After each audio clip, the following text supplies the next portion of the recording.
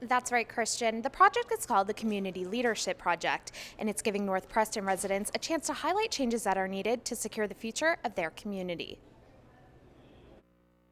We really want to kind of shift the historical damages that have been done to our community. That community is North Preston, Nova Scotia.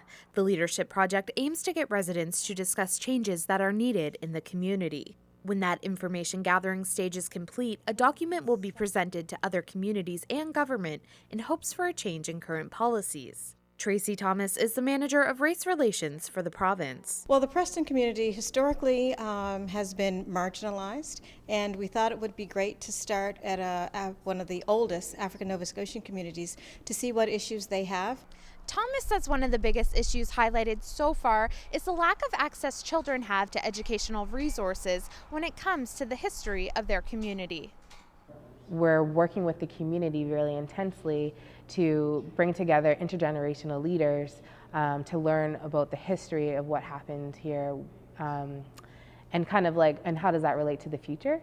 Lamia Reddick is a Preston resident and a consultant for the project. She says not preserving Preston's history is damaging to the future of the community's young people. African Nova Scotian and Indigenous youth go through school and we never hear stories about us. We never see our histories reflected in the textbooks and stuff. And so that, I think, it does damage to our soul. It does damage to our psyche to kind of go through school and not be recognized for the contributions. The project is a collaboration between the Nova Scotia Human Rights Commission, Reddick's company Lamia Connects, and the social innovation group New Leaf. It's being funded by the province. Community member Wayne Adams says what's needed in Preston's education plan is simple. A profound knowledge of our history as a people, a profound knowledge of where we've been, what we stand for, where we plan to go.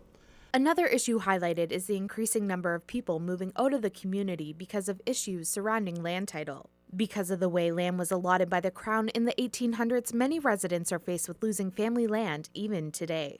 But Reddick says her community is resilient. Intention was to put us out here to die, essentially, because of the lack of resources that were available to us. We didn't have adequate resources to live. And so when I think about that intention and the fact that we're still here and we're still thriving as a community, that speaks a lot to our purpose in being in this land and being here and maintaining our communities.